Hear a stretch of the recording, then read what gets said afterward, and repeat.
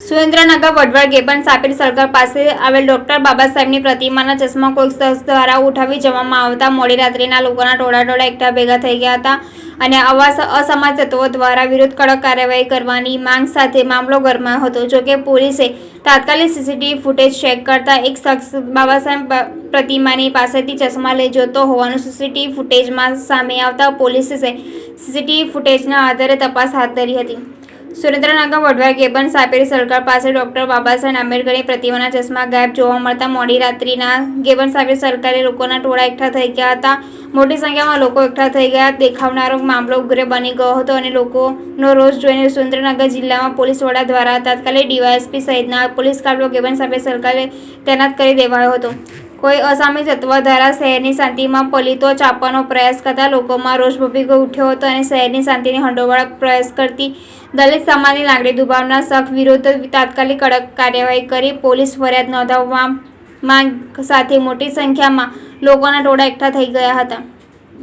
Police તંત્ર પણ પરિસ્થિતિને પામી જતા તાત્કાલિક આસપાસના સીસીટીવી ફૂટેજની ચકાસ કરતા એક શખ્સ મોઢા પર રૂમાલ બાંધી સાંજના સમયે બાબા સાહેબની પ્રતિમા પાસે શંકાસ્પદ હિલચાલ કરતો સીસીટીવીમાં કેદ થઈ ગયો હતો।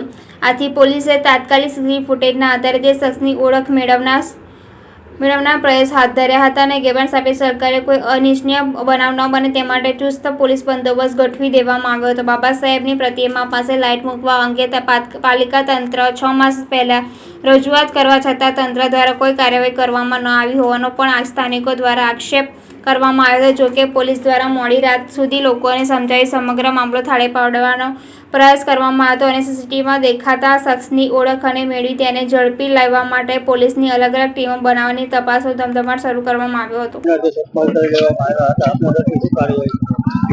આજનો સાંજના સમયે ગેબન સર્કલ પાસે આંબેડકર સ્ટેચ્યુ નો કોઈ અજાણ્યો અસર એમના ચશ્મા ઉતારીને લઈ ગયેલ તે બાબતે જાણવા મળતા વઢવાણ તથા સુરેન્દ્રનગર જિલ્લાનો દલિત સમાજ રજૂઆત કરતા તાત્કાલિક તેમની રજૂઆત સાંભળી એફઆઈઆર દાખલ કરી ગુનો દાખલ કરેલ તેમજ આરોપી સીસીટીવીમાં જોવા મળેલ છે જેના વર્ણન ઉપરથી 5 ટીમો બનાવી શહેર વિસ્તારમાં આરોપીની શોધખોળ ચાલુ છે। હાલે પરિસ્થિતિ નિયંત્રણ હેઠળ તમામ ગ્રામજનોએ ખૂબ જ સારો સહકાર આપેલ છે અને આરોપી પકડવા માટે પૂરતા પ્રયાસ। મારું નામ મહેન્દ્રભાઈ પરમાર।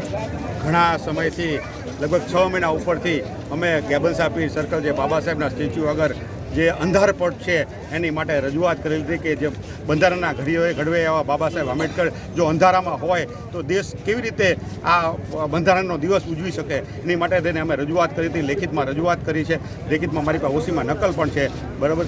તેમ છતાં આજ દિન સુધી કોઈ લાઇટ લગાવવામાં આવી નથી। કેટલો સમય થયો? 6 મહિના ઉપરનો સમય થઈ ગયો, બરાબર। મને રજૂઆત કરવામાં આવી કે હાઈમાસ્ટ ટાવરની મંજૂરી માટે છે, મંજૂરી આવી જાય પછી અમે લગાવશું એવી ખાલી વાતો કરવા માંડી।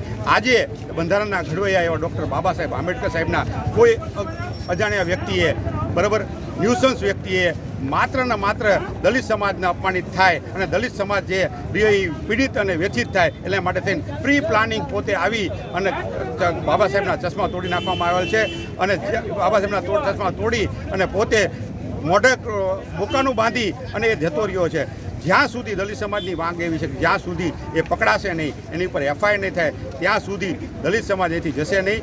અને આ રજૂઆત છે એ વઢવાણ સુરેન્દ્રનગર નગરપાલિકાના અમે રજૂઆત કરી, એ પણ તાત્કાલિક હાઈમાસ્ટ ટાવર અહીંયા નખાવશે નહીં તે ત્યાં સુધી અમે અહીંથી હટીશું નહીં એવી અમારી માંગ છે।